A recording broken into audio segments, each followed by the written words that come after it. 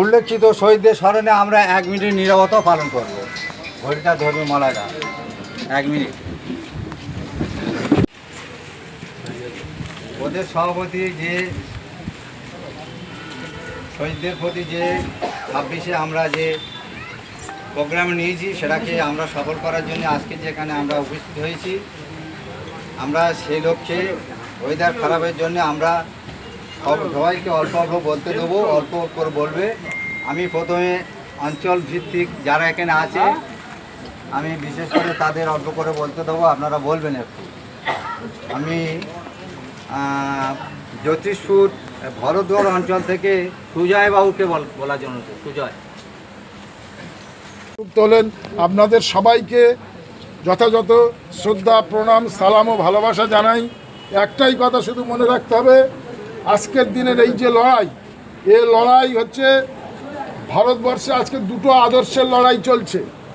একদিকে চলছে আরএসএস এবং বিজেপির নেতৃত্বে উগ্র হিন্দুত্ববাদের লড়াই, সংবিধানকে অবমাননা করার লড়াই, মনু সংহিতা যেটা কয়েক হাজার বছর পিছিয়ে দেবে ভারতবর্ষের মানুষকে, আধুনিক মানুষকে পিছিয়ে দেওয়ার যে চক্রান্ত বিজেপি করছে তার বিরুদ্ধে যে লড়াই, সে লড়াই হচ্ছে আইডিয়া অফ ইন্ডিয়া।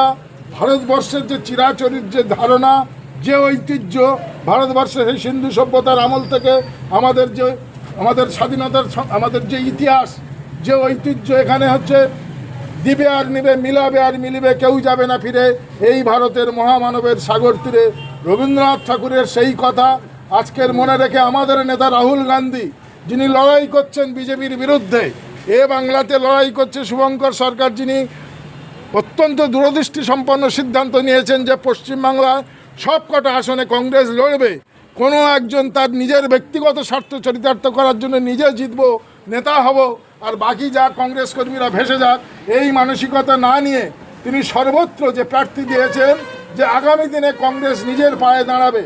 আজকের আমরা যেখানে যাচ্ছি, এই জেলার বিভিন্ন প্রান্ত থেকে, বাসন্তী থেকে বারাইপুর, সাগর থেকে সোনারপুর, কাকদ্বীপ থেকে ক্যানিং, গোসাবা থেকে গোবিন্দপুর থেকে আরম্ভ করে বিভিন্ন জায়গায়, জয়নগর, কুলতলি, সর্বত্র মানুষ একটাই কথা বলছে যে বিজেপির বিরুদ্ধে লড়াই করার মতো একমাত্র দল হচ্ছে জাতীয় কংগ্রেস। যে দল কোনোদিন কোনো কারণে কোনোভাবে বিজেপির সঙ্গে কোনো রকম তারা আঁতাত করেনি। আজকের যারা এখানে অনেক বড় বড় কথা বলছে, 1989 সালে কংগ্রেসকে হারানোর জন্য, রাজীব গান্ধীকে হারানোর জন্য শহীদ মিনার ময়দানে তারা জ্যোতি, ভিপি, বাজপেয়ী ষড়যন্ত্রের 3 ভাই এরা এক হয়েছিল।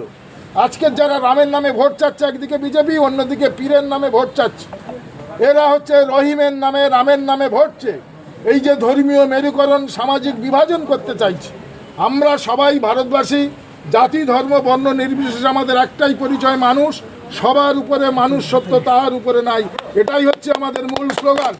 আজকে আমরা তাই সকলকে বলবো, যারা আজকের জাতীয় কংগ্রেসের পরিবারভুক্ত হলেন বা আমরা হলাম, আমাদের একটাই কথা, কে কোন পদ পেলাম সেটা বড় কথা নয়। বড় কথা হচ্ছে আমাদের যে লড়াই, একদিকে ফ্যাসিবাদী বিজেপির বিরুদ্ধে জাতীয় কংগ্রেসের নীতি, আদর্শ, ভারতবর্ষের যে চিরাচরিত যে ঐতিহ্য, এই যে ভারতের যে ঐতিহ্য, এই আদর্শ নিয়ে যে লড়াই, এই লড়াইতে কোনো আঞ্চলিক দল ভোট কাটার যারা আছে, ভোট কাটুয়া যারা, তাদেরকে ভোট না দিয়ে সরাসরি বিজেপির বিরুদ্ধে কংগ্রেসের লড়াই হবে। এই কথা মাথায় রেখে আমাদের সবাইকে আজকে শপথ নিতে হবে।